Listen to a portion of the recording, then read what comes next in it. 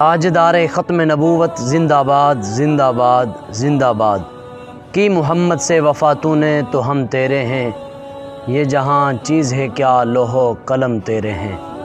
سامعین ذی وقار، السلام علیکم ورحمۃ اللہ وبرکاتہ۔ مجھ بندہ ناچیز کو تمام ناظرین جتنے دیکھنے والے ہیں، میں آپ کو آج یہ بتلانا چاہتا ہوں کہ 7 ستمبر کے دن، اس دن کو یوم تحفظ ختم نبوت کے دن سے یاد کیا جاتا ہے۔ 6 ستمبر پاکستانی سرحدوں کی حفاظت کرنے والوں کو سلام عقیدت پیش کرنے کا دن ہے، اور 7 ستمبر وہ علماء جنہوں نے ہمارے ایمان کی حفاظتوں کے لیے اپنا تن من دھن سب کچھ قربان کر دیا، ان کو اصالِ ثواب کرنے کا دن ہے۔ 7 ستمبر 1974 کا وہ تاریخی دن مجھے یاد آتا ہے کہ جب ذوالفقار علی بھٹو کے دور کے اندر علامہ الشاہ احمد نورانی صدیقی رحمۃ اللہ تعالی علیہ آپ کو سلام عقیدت پیش کرتا ہوں۔ آپ نے ہمارے ایمان کو بچایا اور ان قادیانی مرزائیوں پر انہیں ایسے ٹھوس جوابات دیے اور ان کے منہ بند کر دیے اسمبلی کے اندر قرارداد پیش کر کے۔ وہ قرارداد کیا تھی؟ وہ یہ تھی کہ یہ جو قادیانی ہیں یہ غیر مسلم ہیں، یعنی ان کو 7 ستمبر 1974 میں 7 ستمبر کے دن غیر مسلم قرار دے دیا گیا تھا۔ یہ لوگ آئے تھے حضرت شاہ احمد نورانی صدیقی رحمۃ اللہ تعالی علیہ آپ کے پاس، اور آ کر کہا تھا، شاہ احمد نورانی صدیقی ہماری بات سنو، ہم چاہتے ہیں کہ آپ ہم سے 1 کروڑ روپے لے لیں، یہ تو کم پیسے ہیں، 1/4 حصہ بھی نہیں، اور یہ پیسے لے لیں اور پیسے ہم آپ کو بعد میں دیں گے، لیکن اس قرارداد کے اندر تھوڑی سی ترمیم کروا دیں۔ آپ نے فرمایا کیا ترمیم کروانی ہے؟ انہوں نے کہا ترمیم یہ کرائیں کہ جو قادیانی ہیں اگر یہ خود کو کسی اور کو نبی مانے تو کافر ہیں، ہاں اگر نبی کے علاوہ کسی کو یہ اپنا رہبر، کسی کو اپنا مجدد، تو پھر یہ غیر مسلم نہیں ہوں گے۔ غیر مسلم تب ہوں گے جب یہ نبی مانیں گے۔ اللہ اکبر! آپ نے منع فرما دیا کہ میں ترمیم نہیں کروانا چاہتا۔ انہوں نے کہا اے شاہ احمد نورانی صدیقی، 1 کروڑ روپے کوئی شے ہے؟ اس وقت روپے بڑے بڑے سیر و تفریح کے لیے روپے لے کر جانے پڑتے تھے، مگر 1 کروڑ تو کوئی بہت بڑی حیثیت رکھتا ہے نا۔ تو آپ نے فرمایا میں ترمیم نہیں کروانا چاہتا۔ کہا گیا آپ ترمیم کیوں نہیں کروانا چاہتے؟ آپ کو 1 کروڑ روپیہ مل رہا ہے، اتنی دولت مل رہی ہے، آخر کیا وجہ ہے؟ آپ نے فرمایا تم دیر سے آئے ہو، میرا سودا پہلے بازار مصطفیٰ میں ہو چکا ہے۔ سامعین محترم، یہ وہ 7 ستمبر کا دن ہے، یہ جو لنگڑے لولہے کانے ان کو اپنا نبی مانتے ہیں، ان کو غیر مسلم قرار دیا گیا تھا۔ اگر میں سمجھتا ہوں کہ غیر مسلم قرار نہ دیا جاتا تو یہ ہمارا ہی لباس اوڑھتے ہیں، ہم جیسے ہی کھانے کھاتے ہیں، ہم جیسے ہی کام کرتے ہیں، پتہ نہیں آج یہ امت مسلمہ میں سے کتنے لاکھوں کروڑوں مسلمانوں کو یہ اپنی طرف کھینچ لیتے اور قادیانی بنا لیتے۔ یہ بہت بڑا فتنہ ہے، اور اس فتنے کو سب سے پہلے خلیفہ بلا فصل، خلیفہ اول سیدنا ابوبکر صدیق رضی اللہ تعالی عنہ آپ نے ختم کروایا تھا۔ آپ کے دور کے اندر مسلمہ کذاب نے نبوت کا دعویٰ کیا تھا، اور آپ نے خطبہ دیتے ہوئے آپ نے ارشاد فرمایا لوگو، چاہے کوئی اہل بدر ہوں یا اہل خندق ہوں یا کوئی اہل احد ہوں وغیرہ، جتنی جنگیں ہوئی تھی سب کے سب یمامہ کا رخ کرو اور ان کو واصل جہنم کرنا ہے۔ آپ کی آنکھیں بھیگ گئی تھیں۔ آپ نے پھر فرمایا تھا لوگو، سارے کے سارے مدینے سے رخصت ہو کر کوئی مرد مدینہ میں نہ رہے، سارے کے سارے یمامہ کا رخ کرو۔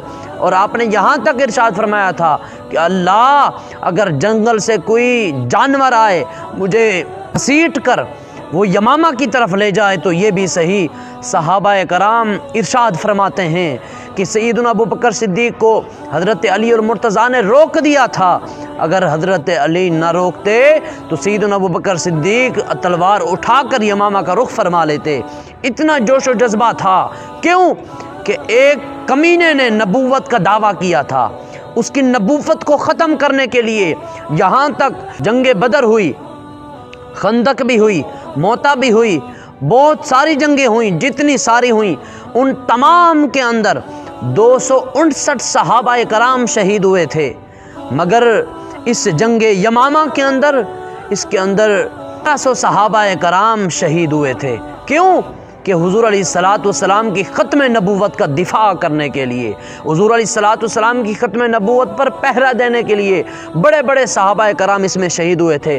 حافظ قرآن صحابہ کرام روایت میں ملتا ہے 700 صحابہ کرام شہید ہو گئے تھے اسی جنگ یمامہ کے اندر حضور علیہ السلام کی ختم نبوت کی حفاظت کرنے کے لیے۔ سامعین محترم، 13,000 کے مقابلے میں بنو حنفیہ کے 70,000 لوگ موجود تھے، اسلحے لیس کے ساتھ وہ سامنے کھڑے ہوئے تھے، مگر یہ وہی جنگ تھی کہ جس کے متعلق اہل مدینہ کہتے تھے ہم نے ایسی جنگ نہ کبھی پہلے دیکھی نہ بعد میں دیکھی، یہ پہلی دفعہ اتنی بڑی جنگ لڑ رہے ہیں۔ اللہ اکبر کبیرہ، صرف اور صرف کیا تھا کہ حضور کی ختم نبوت کی حفاظت کرنی تھی۔ مگر میں افسوس کے ساتھ کہتا ہوں، اے قوم، تمہیں پھر بھی ختم نبوت اہمیت معلوم نہ ہوئی۔ انصار کا وہ سردار ثابت بن قیس، ہاں وہی سردار کہ جس کے عرب و عجم کے اندر بڑے بڑے بہادری کے چرچے تھے، انہوں نے کہا تھا اللہ میں ان لوگوں سے برات کا اعلان کرتا ہوں اور ان چیزوں سے برات کا اعلان کرتا ہوں جن کی یہ عبادتیں کرتے ہیں۔ اللہ اکبر کبیرہ، روایت میں آتا ہے کہ یہ انصار کا جو سردار تھا ثابت بن قیس، یہ داخل ہو گیا لشکر کے اندر، لڑتا رہا، اتنا لڑتا رہا کہ جسم کی کوئی ایک جگہ بھی باقی نہ رہی کہ جس پر تلوار نہ لگی ہو۔ اے قوم، تمہیں پھر بھی ختم نبوت کی اہمیت معلوم نہ ہوئی کہ ختم نبوت کتنی بڑی شے ہے۔ عمر بن خطاب کا وہ لاڈلا بھائی زید بن خطاب، اس کی زبان سے بھی یہ جملے جاری ہوئے تھے، ایسی لڑائی کی تھی، زبان سے یہ جملے جاری ہوئے تھے کہ اس وقت تک میں کسی سے بات نہ کروں گا جب تک یہ جو نبوت کے دعوے کرنے والوں کا ساتھ دے رہے ہیں، جب تک ان سب کو واصل جہنم نہ کر لوں یا خود اس دنیا سے پردہ نہ کر لوں۔ ایسا جذبہ تھا صحابہ کرام کا، صرف کس شے کے لیے کہ حضور کی ختم نبوت پر پہرا دینے کے لیے۔ اے قوم، تمہیں پھر بھی ختم نبوت کی اہمیت معلوم نہ ہوئی۔ ایسا ختم نبوت پر پہرا دیا کہ بنو حنفیہ کا وہ باغ جسے حدیقۃ الرحمن تھا، جس میں اتنا خون بہا کہ اسے حدیقۃ الموت بھی کہا جاتا ہے، اتنا خون بہا تھا، جس کی دیواریں قلعے کی مثل تھیں۔ کوئی سوچ سکتا ہے کہ ہزاروں کا لشکر ہو اور برہ بن عازب جو ہیں وہ کہیں لوگوں اب کوئی راستہ نہیں ہے، ان کو واصل جہنم کرنے کا ایک ہی راستہ ہے، مجھے اس باغ کے اندر داخل کرو، پھینک دو، میں دروازہ کھولوں گا اور سارے ان کو واصل جہنم کر دینا۔ آپ اس باغ کی دیواروں پر کھڑے ہو کر آپ نے اعلان کرنا شروع کر دیا اور آپ نے چھلانگ لگا دی۔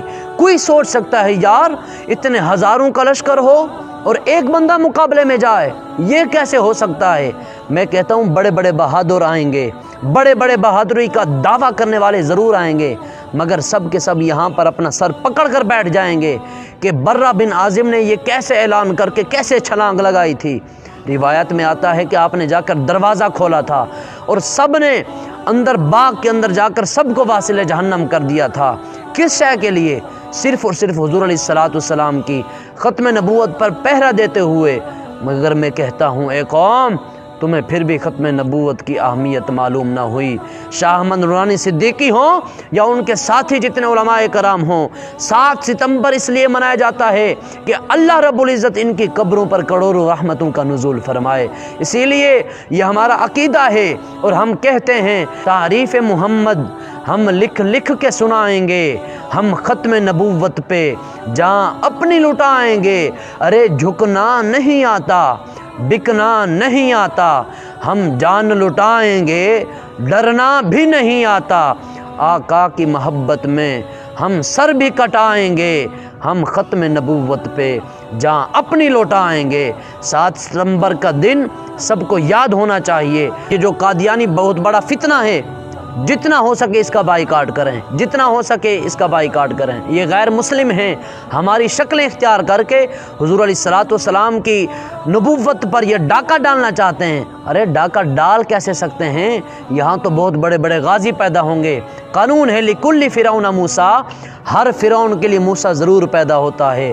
اور یہ بھی قانون ہے کہ جو بھی حضور علیہ الصلوۃ والسلام کی ختم نبوت یا ناموس پر کوئی چھوٹا سا اعتراض یا کوئی ڈاکہ ڈالے گا تو اس کے لیے گھر گھر سے غازی نکلے گا۔